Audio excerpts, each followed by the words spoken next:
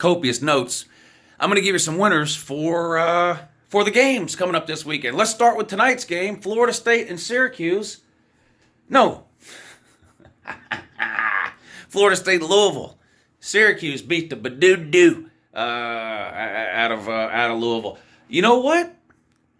I'm not on the Florida State hype train. They're not winning 10 games or competing for the ACC.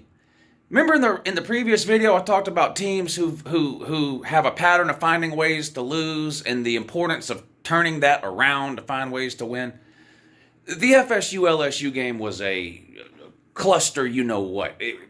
Not a great game as far as, it wasn't a well-played game. It was a very exciting game to watch because of how close it was. So, hey, not trying to tell you Florida State's back or anything like that.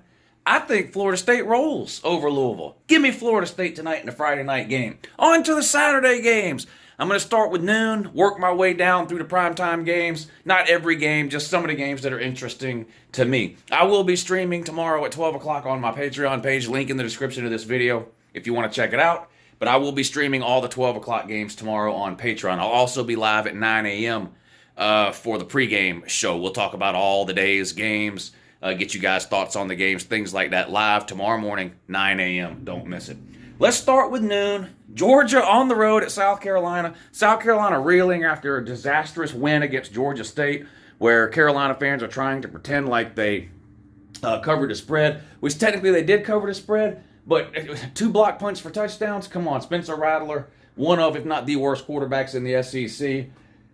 Georgia appears to be a different breed right now. Georgia is on a roll. Yes, I'm a Georgia fan, so you can take whatever I say with a grain of salt. That's fine. Try watching Georgia play. They are a machine right now. Georgia right now is the closest thing I've seen to Alabama in a long, long time. No, Georgia's not winning 6 titles in 12 years. That's not what I'm saying.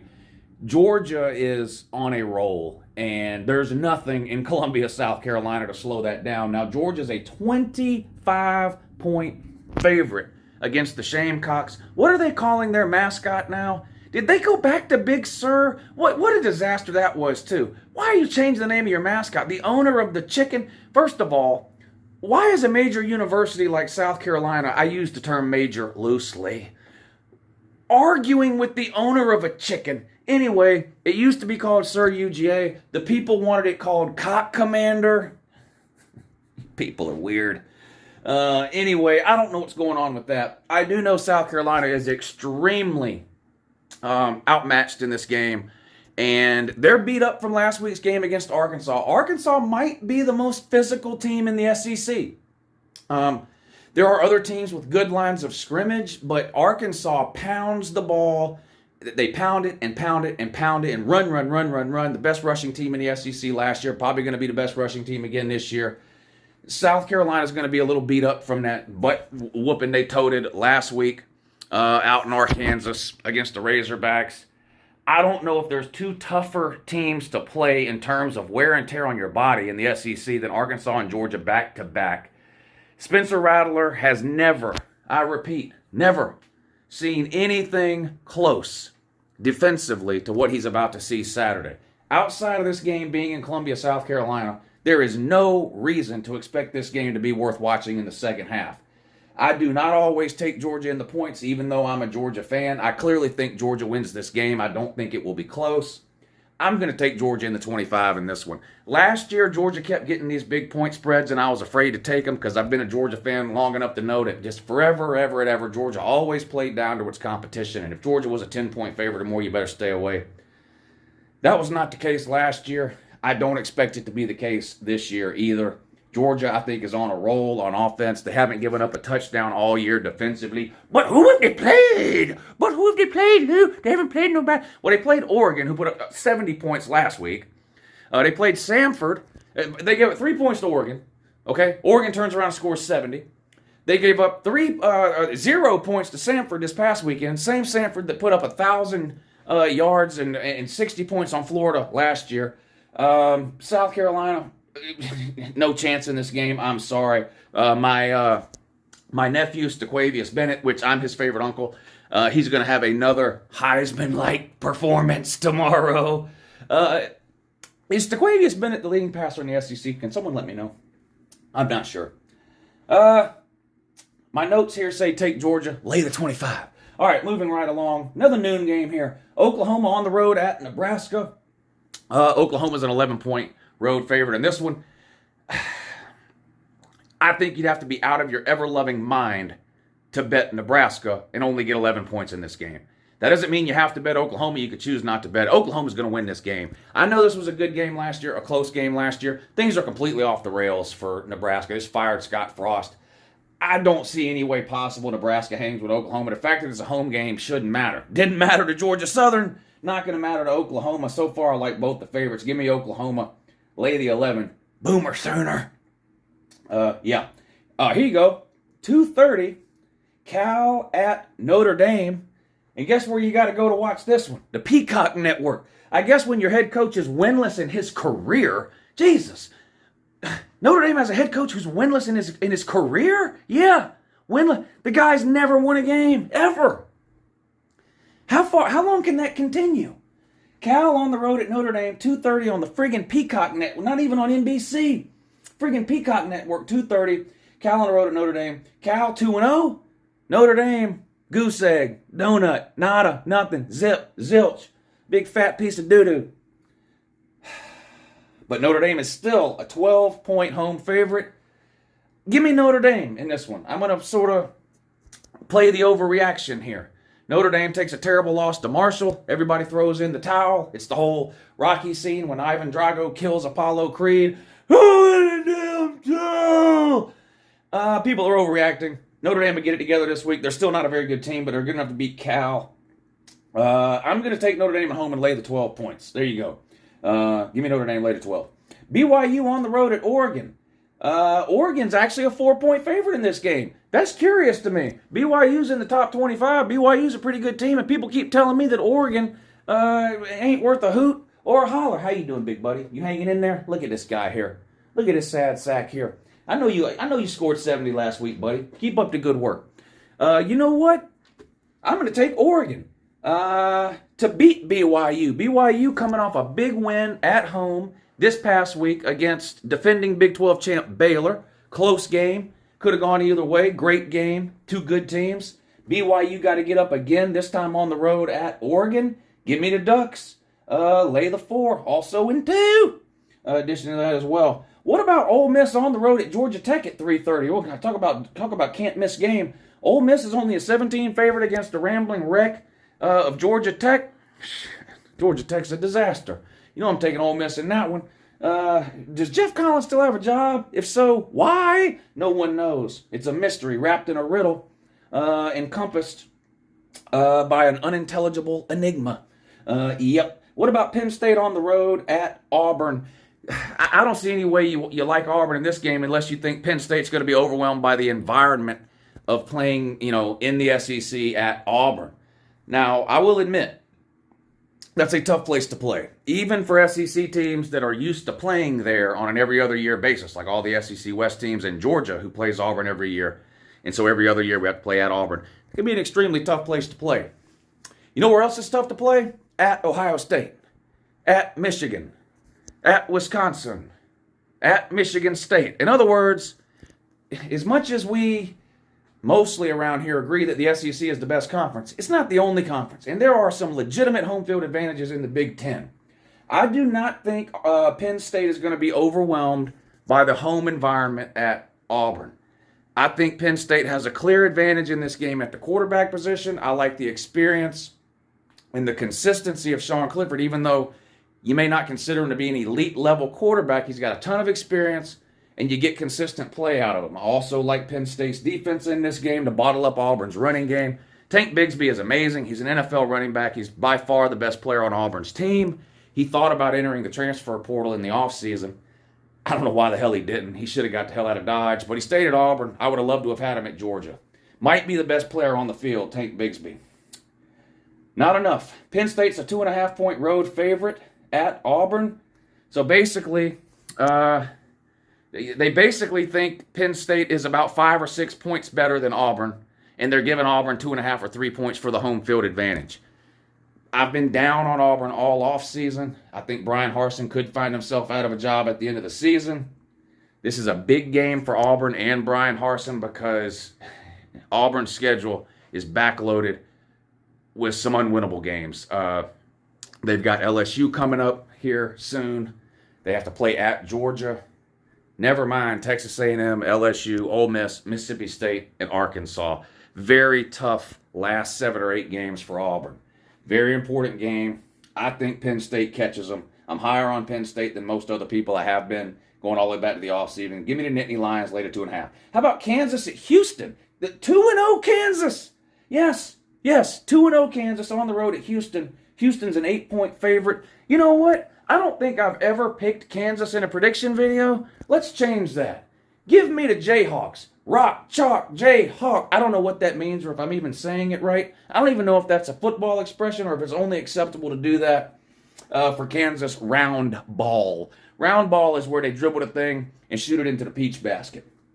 Give me Kansas and the 8. I want the 8 points, though. I like Houston, too. I think in the offseason I said I thought Houston might be the best group of 5 team. They still might be. I don't know. Houston could win this game. 8 points. That's over a touchdown. Kansas on a roll at 2-0. Give me the Jayhawks, but I need every one of those 8 points. I'm not going to talk much about this game. Toledo at Ohio State. The only reason I'm mentioning it, this is the primetime game on Fox. Hold on, that can't be right. Yep, that's right. Fox, who just paid a bazillion rubles for the rights to telecast Big Ten games from now until in perpetuity, or however you pronounce it. The primetime game on Fox, 7:30 p.m. Toledo versus Ohio State. Whoopity-doo. Whoopity-doo. What about South Florida? At Florida. Interstate rivalry. Not really a rivalry, and South Florida's terrible. Florida's favored by 24.5. Again, I think Florida's probably 5 touchdowns better than South Florida. Again, I'm going to play the overreaction here. Give me the Gators. Lay all them points. They should roll against South Florida. What about UTSA versus Texas? Now, quarterback issues going on at Texas. You got some injury situations. We know for sure Quinn Ewers is hurt. Reports that Hudson Card may be hurt /sick / not able to play. Game time decision. You know, the coach playing 3-card monte here. You know how these coaches are with depth charts and who's going to play and who's not. They act like it's nuclear secrets here. So, you know, Sarkisian out today with the whole we're not going to tell you who's starting routine, 3-card monte, you know, follow the queen, whatever game you like to, you know, whatever parlor trick you have there. Texas is favored by 12.5. I'm going to take UTSA. UTSA is not a bad team. I do think Texas is better. Let me get that out of the way now. I don't want Texas fans coming in here hating on Uncle Lou, kicking me with their spurs in that. Get Bevo back in that barn, too, if you can. But UTSA is a pretty good team. Texas is going to be a little bit beat up, and I think a little emotionally drained from a great game last weekend against Alabama. A game they could have won. A game, honestly, they probably should have won. I mean, 100 trips to the red zone and you keep kicking field goals. That's not how you beat Alabama as a 3-touchdown favorite. You get into the red zone every 5 minutes. Eventually, you got to score some touchdowns. Texas never figured that out. I know Quinn Ewers went down. I think that took a lot out of Texas. I do think Texas wins this game. This game comes on at 8 o'clock. But I'm going to take UTSA in the 12.5 points here. I think UTSA has this game circled. Yeah, give me UTSA. Is that the Roadrunners? Pretty sure that it is. Beep, beep. Yeah. Game of the day. Miami on the road at Texas A&M. This one comes on 9 o'clock. Texas A&M with an inexplicable bowel movement last Saturday in a game against App State. Just absolutely unacceptable. Does Texas A&M have the worst offense in the SEC? Yes, they do. Again, who's going to play quarterback? Your guess is as good as Jimbo's. I don't think Jimbo knows either. Haynes King? Max Johnson? It's probably going to be Max Johnson. On one hand, Jimbo Fisher's very stubborn and hard-headed. To his own detriment, I think. Probably needs to change quarterbacks. Definitely needs to change offensive schemes and philosophies altogether. I said this earlier. It's not going to matter who plays quarterback if they run the same plays and all that. It's just a boring, outdated, do-nothing offense. I think he's going to start Max Johnson, though. By the way, Mark Richt's nephew. Shout out to the football Jesus. Hope he's doing well. Miami is a 6-point road underdog against Texas A&M. Miami's undefeated. Miami's kind of a media darling team right now. A lot of people get high on Miami. A lot of people kind of speculating, could this be the year Miami finally wins the ACC after being in the ACC for, 14 years now and coming up empty 14 out of 14 tries? Is this an overreaction? Obviously, had Texas A&M beat App State last week, Texas A&M probably be a 10 to 12 point favorite in this game. They're only a 6-point home favorite. I want to take Texas A&M for the same reasons I picked some of the other games to sort of play the overreaction angle. Maybe people are looking at that App State game and going, wow, that team's awful. How can they possibly beat Miami? So maybe that sort of overreaction is reflected in this line. This is the toughest game of the day for me to choose as far as the ones I'm going over. I went back and forth on this a couple of times. I picked Texas A&M to win this game in the offseason. I picked Texas A&M to win this game when I did the Miami prediction video. I picked Texas A&M to win this game when I did the Texas A&M prediction video. I'm also higher on Miami than almost anybody else on the planet who's not a Miami fan. What a coincidence that is. Jesus. The Miami. Shout out to the Miami Ducks. Shout out to the Miami Ducks. Still water in there from the bathtub video. What are you doing? What are you doing? There you go. All right, you rubber ducky. You want me to paint you orange and green and turn you in? Should I paint this thing orange and green and turn it into the Miami mascot? You know what? I'm going to throw caution to the wind here. Look, that water all on my spectacles and that. I'm a mess. Give me the Miami Ducks into 6 points. I'm hoping that's going to be a good game. I think that could be the game of the day. What about Fresno on the road at Southern Cal? Fresno State. Were they Pac-12 champions last year? I'm just kidding. Seems like they beat like half the Pac-12 every single year. They're 1-1 this year. Southern Cal's 2-0. Can I ask you something about Southern Cal? And I want you to try to keep a straight face when I say this if you can, okay?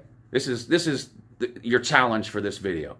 Can you keep a straight face when I say what I'm about to say?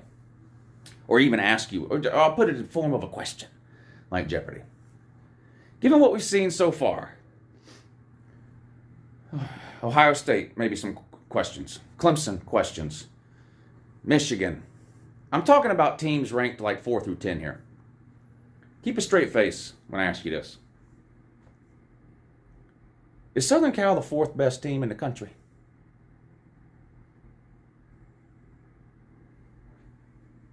Southern Cal's favored by 11 at home, 10-30. Give me the Trojans. Southern Cal has looked good. Now, they haven't played the greatest competition, but the defense. Obviously, the offense is unbelievable. There's weapons everywhere. Mario Williams at wide receiver. Jordan Addison is just Jordan Addison is insane. Insane. I sort of get the feeling a lot of people might not have watched him play last year because he played for Pitt. You know, he ended up winning the Biletnikoff Award for the best wide receiver in the country. Not an Alabama receiver, not an Ohio State receiver, not an Oklahoma receiver. Nope, Jordan Addison, Pitt. Now at Southern Cal, the guy is an absolute beast. An absolute beast. Travis Dye is running the ball like a maniac that transferred from Oregon. And, of course, Caleb Williams at QB. That's not surprising. Did Southern Cal give up 3 points last week? How many times Oklahoma give up 3 points in Lincoln Riley's career at Oklahoma? I'm telling you, if Southern Cal has any type of top 20 or 25 defense, they could be a tough out for anybody in the country. Give me Southern Cal. I think they roll in this game. I know some people might have watched them against Stanford, or maybe it was 3 points the week before. Anyway, Southern Cal's defense has impressed me. Give me the Trojans. I don't lay the 11 points. I think Southern Cal should win this game 17 to 20 points. I think Fresno State not as good this year. At least they don't appear to be through the first couple of weeks as they have been over the last couple of years. I definitely don't think Fresno State's winning the Pac-12 this year like they normally do. Fresno State's been the best team in the Pac-12 for how many years in a row, and they're not even in the Pac-12. Sad. And then the Pac-12 is drowning. The Pac-12 is Leonardo DiCaprio at the end of the Titanic. And no. Well, see, this is what happens when you try to do an analogy on the fly here. The Pac-12 is Leonardo DiCaprio at the end of the Titanic. And Fresno State is in a life raft sailing right by, and Southern Cal, or the Pac-12, not interested in reaching up and grabbing that Fresno State life raft. Pac-12 circling the drain. Why they haven't already offered Fresno State, I don't know. Southern Cal wins this game. Lay the 11 points. There you go. That's my predictions for this weekend's game. Y'all watching the Florida State game tonight? Let me know. What games you watching tomorrow? What's the best game tomorrow? Is it Miami at Texas A&M? I don't think Georgia and South Carolina. I mean, obviously I'm watching that one, but I don't think it's going to be a great game. Anybody think OU and Nebraska will be any good? It was a great game last year. Penn State and Auburn, that could be a really good one, right? Kansas and Houston? No. UTSA and Texas will be interesting. What's Alabama going to say if UTSA beats Texas? Yeah, I know. You know what they're going to say. You know what they're going to say. If UTSA beats Texas tomorrow, you know what the Alabama man's going to say? You know exactly what they're going to say. Well, Texas was just beat up playing Alabama. Yeah, maybe. Or maybe Alabama ain't that damn good.